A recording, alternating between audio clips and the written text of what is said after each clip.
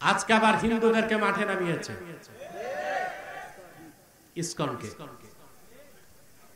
Hizb ut Tahrir খেলাফত চায়, ওদের নিষিদ্ধ করা হয়েছে।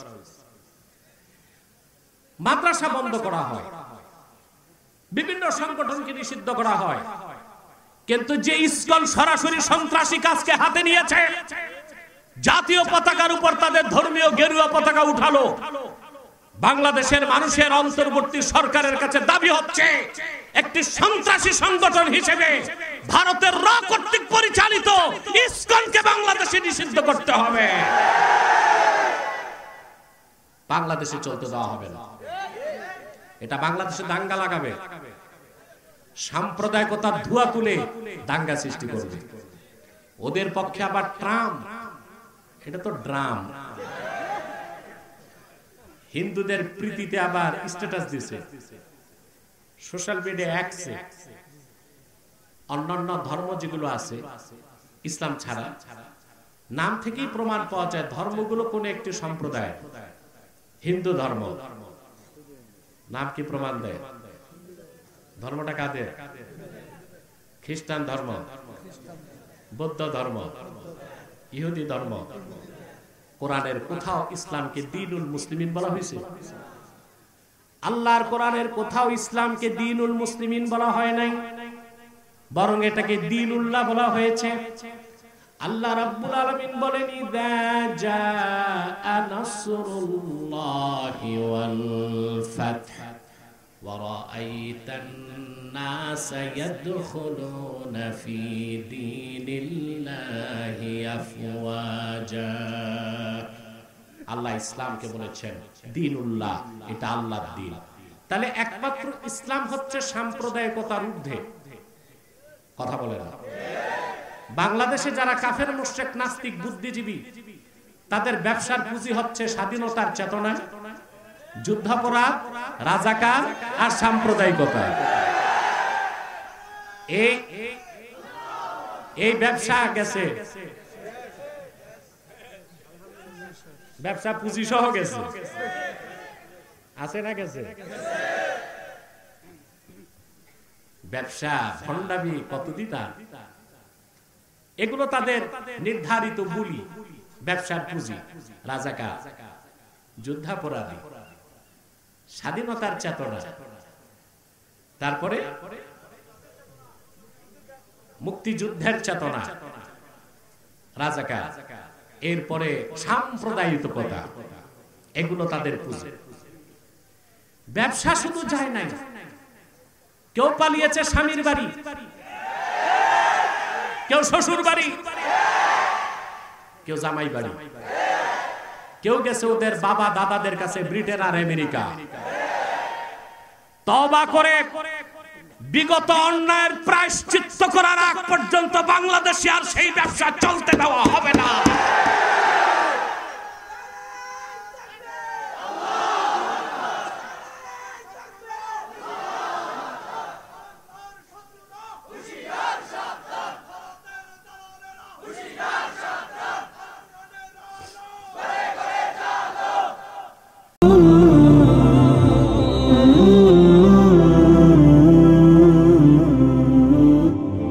আজকে আবার হিন্দুদেরকে মাঠে নামিয়েছে, ইসকনকে। হিজবুত তাহরীর খেলাফত চায়, ওদের নিষিদ্ধ করা হয়েছে। মাদ্রাসা বন্ধ করা হয়, বিভিন্ন সংগঠনকে নিষিদ্ধ করা হয়, কিন্তু যে ইসকন সরাসরি সন্ত্রাসী কাজকে হাতে নিয়েছে, জাতীয় পতাকার উপর তাদের ধর্মীয় গেরুয়া পতাকা উঠালো, বাংলাদেশের মানুষের অন্তর্বর্তী সরকারের কাছে দাবি হচ্ছে একটি সন্ত্রাসী সংগঠন হিসেবে ভারতের র কর্তৃক পরিচালিত ইসকনকে বাংলাদেশে নিষিদ্ধ করতে হবে। বাংলাদেশে চলতে দেওয়া হবে না। এটা বাংলাদেশে দাঙ্গা লাগাবে, সাম্প্রদায়িকতার ধোঁয়া তুলে দাঙ্গা সৃষ্টি করবে। ওদের পক্ষে আবার ট্রাম, এটা তো ড্রাম। হিন্দুদের প্রীতিতে আবার স্ট্যাটাস দিছে সোশ্যাল মিডিয়া অ্যাক্সে। ট্রাম্পকে মনে রাখতে হবে, এটা বাংলাদেশ। এদেশের মানুষ 45 মিনিটে গণভবন দখল করছে। এই বাংলাদেশে পশ্চিমা কোন এজেন্ডা বাস্তবায়ন করতে দেওয়া হবে না। 14 কোটি মুসলমান যেভাবে চায় সেভাবে বাংলাদেশ বানাবে, ঠিক না? ইসলাম হচ্ছে সাম্প্রদায়িকতার ঊর্ধ্বে। প্রত্যেকটা ধর্মই সাম্প্রদায়িকতার দোষে দুষ্ট। আর ইসলাম শুধু মুসলমানের জন্য না, আল্লাহর হাবিব রাহমাতুল্লিল আলামিন মুহাম্মদ সাল্লাল্লাহু আলাইহি সাল্লাম এই দ্বীন এনেছেন আল্লাহর কাছ থেকে।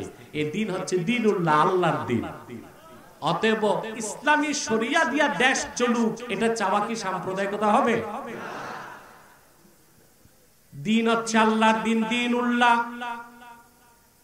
জমিন হচ্ছে আরদুল্লাহ, আমরা হচ্ছি ইবাদুল্লাহ। দ্বীন কার? জমিন কার? বান্দা কার? দ্বীনুল্লাহ। জমিন হচ্ছে আরদুল্লাহ, আমরা হচ্ছি ইবাদুল্লাহ। আল্লাহর জমিনে আল্লাহর বান্দারা আল্লাহর দ্বীনের আইনকে রাষ্ট্রীয়ভাবে প্রতিষ্ঠিত করবে। এখানে সাম্প্রদায়িকতার কোনো ধোঁয়া তোলার সুযোগ নয়, ঠিক কিনা? ইসলামকে আল্লাহ তাআলা কতগুলো বিশেষণে বিশেষিত করেছেন। ইসলামকে আল্লাহ বলেছেন নূর, ইসলামকে বলেছেন উরওয়াতুল উসকা, ইসলামকে বলেছেন সিরাতে মুস্তাকিম, ইসলামকে বলেছেন আল্লাহ নূরুল্লাহ, ইসলামকে বলেছেন আল্লাহ হুদা, ইসলামকে বলেছেন আল্লাহ নূর, ইসলামকে বলেছেন আল্লাহ দ্বীনুল্লাহ। ইসলাম হচ্ছে পূর্ণাঙ্গ জীবন বিধান। এই কোরআনের মাধ্যমে আল্লাহর হাবিব মুহাম্মদ সাল্লাল্লাহু আলাইহি সাল্লাম ইসলামকে প্রতিষ্ঠিত করেছেন। আর এই কোরআনের মাধ্যমে তিনি গোটা বিশ্ব মানবতাকে অন্ধকার থেকে মুক্ত হয়ে ইসলামের পথ দেখিয়েছেন ১৫০০ বছর আগে। বলেন সুবহানাল্লাহ। এরপর আল্লাহ তাআলা বলেন বিইذনি রাব্বিহিম ইলা সিরাতিল আজিজিল হামিদ। সুবহানাল্লাহ। মুহাম্মদ সাল্লাল্লাহু আলাইহি সাল্লাম আপনার উপর কোরআন নাজিল করেছি যেন আপনি গোটা মানব জাতিকে অন্ধকার সমূহ থেকে একটি নূর তথা ইসলামের দিকে বের করে আনেন, মানব জাতির রবের অনুমতিতে। আবার ইসলামকে আল্লাহ বললেন ইলা সিরাতিল আজিজিল হামিদ। এই ইসলাম হচ্ছে যিনি আজিজ, যিনি হামিদ, ওনার মনোনীত পথ। সুবহানাল্লাহ বলেন। ইসলাম কার পথ? ইসলাম কার মত? আমাদের দেশে কিছু সাধারণ জনগণ প্রায় একটা কথা বলে, এই হুজুর বলে এটা, এই হুজুর বলে এটা, যাব কোন পথে? এটা হচ্ছে জিএমটিটি, জাতে মাতাল তালে ঠিক মুসলমানের কথা। এরা বাজার করতে গেলে দেশি মুরগি চিনে, ঘি কোনটা খাঁটি নাকে লাগায় পরীক্ষা করে তাও চিনে, মাছ কোনটা ভালো কোনটা পচা তাও বুঝে, বিয়ের সময় বউ চিনে, শুধু কোনটা হক কোনটা বাতিল এটা চিনে না। এটা হচ্ছে জাতে মাতাল তালে ঠিক। কে কোন পথে ডাকলো তা দেখতে হবে না, একটাই পথ আল্লাহর, সেটা ইসলাম। সুবহানাল্লাহ। ওইটাকে আল্লাহ বলেছেন সিরাতিল আজিজিল হামিদ। ওই পথটা হচ্ছে ইসলাম, হচ্ছে আল্লাহ কর্তৃক স্বীকৃত মনোনীত পথ। এটা একটাই। এটা কয়টা?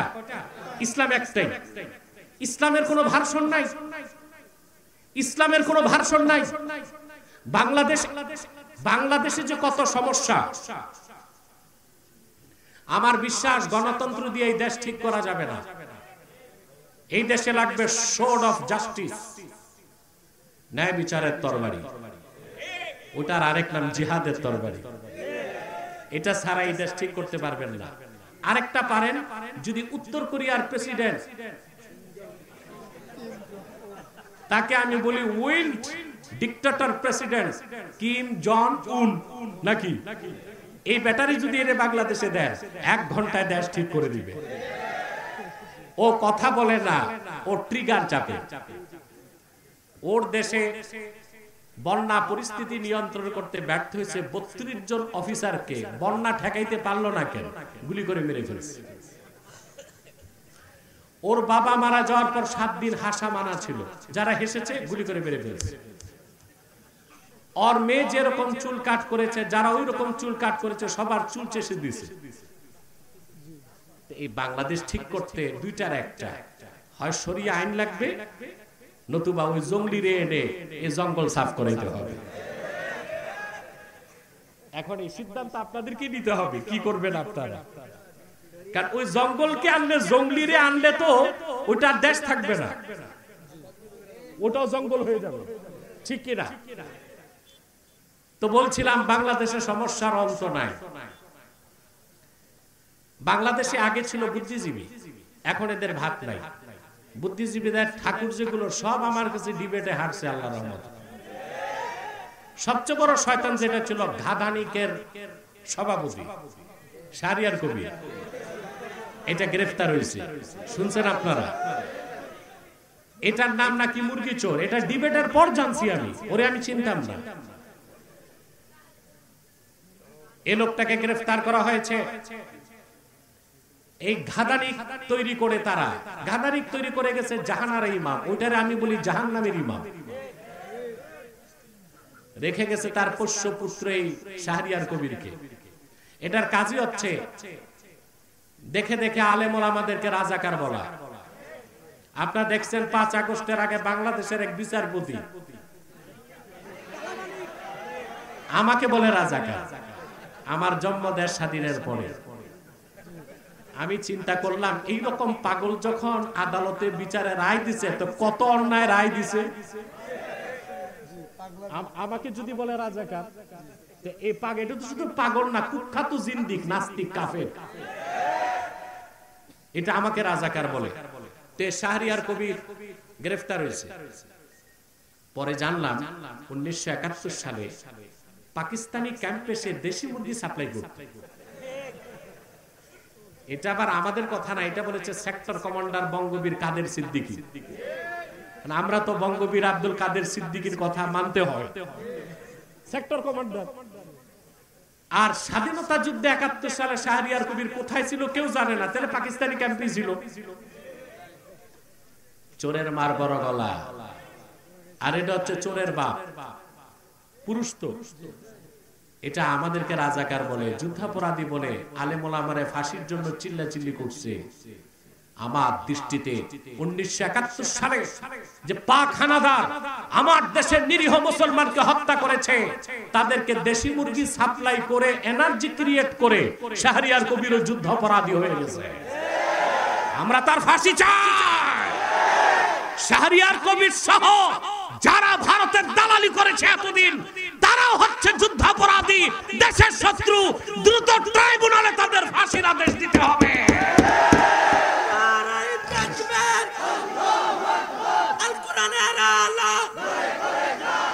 ভারতের দালালেরা ফাঁসি ফাঁসি ফাঁসি চাই, ফাঁসি ফাঁসি ফাঁসি চাই, ভারতের দালালদের। সম্মানিত সুধী, ইসলামের কোন ভার্সন নাই। বুদ্ধিজীবীদের ভাত গেছে, পুরান পাগলের ভাতে এখন নতুন পাগল বের হয়েছে 5 আগস্টের পরে। এদের নাম বলবো রাষ্ট্রচিন্তক। রাষ্ট্রচিন্তক ওনারা রাষ্ট্র নিয়ে চিন্তা করতেছে। এদের ঠাকুর হচ্ছে ফরহাদ মজা। এই লোকটা বলেছে, এই যে যত সমন্বয়ক দেখেন, শীর্ষ সমন্বয়ক যারা, এদের ব্রেন ওয়াশ ও করে। তবে আলহামদুলিল্লাহ সমন্বয়কদের একটা বিরাট অংশ আমার কাছেও আসে, আমি আবার পজিটিভটা ওয়াশ করি। তো ফরহাদ মজার বলেছে বাংলাদেশে আরবের ইসলাম চলবে না। তা আরবের ইসলাম ছাড়া তো ইসলামই নেই। এই কথা বলে তার কুফর হয় নাই, সে কাফের হয় নাই। মানুষ অপবাদ দেয় আব্বাসী হুজুর কথায় কথায় কাফের বলে, কথায় কথায় যারা কুফর করে তাদেরই কথায় কথায় কাফের বলি। আমার কাছে শীর্ষ সমন্বয়ক যখন আসলো কয়েকজন, আমি বলেছি তাকে ডিবেটের চ্যালেঞ্জ করো, অনলাইনে না অফলাইনে, সরাসরি টিএসসি তে যাবো। সুরত দেখছেন তার, লম্বা কুর্তা, তারপরে আলিগুড়ি পায়জামা এত মোটা, ওটার ভিতর নাতিরে ঢুকানো যাবে। রবি ঠাকুরের মতো লম্বা দাড়ি, 3 ইঞ্চি মোটা মোচ, দাঁত কটা করা যায় না, কিম ভূত কিমাকার টুপি, পিছনে সরস্বতীর মূর্তি, সামনে লালনের বেহালা। উনি হচ্ছে রাষ্ট্রচিন্তক। কি রকম বাংলাদেশ তৈরি হবে উনি বুদ্ধি দিবে। আমরা গাঁজা খাই নাই যে তোমার বুদ্ধিতে রাষ্ট্র বানাবো। আগামীর বাংলাদেশ হবে ইসলামের বাংলাদেশ।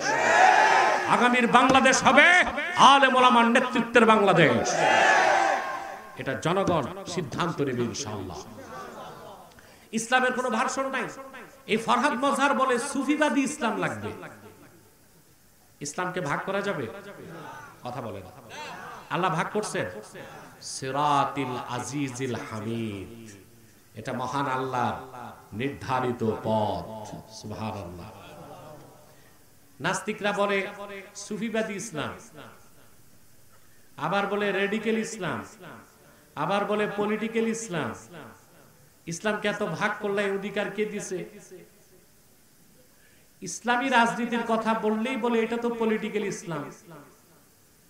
জিহাদের কথা বললেই বলে এটা হচ্ছে রেডিক্যাল ইসলাম।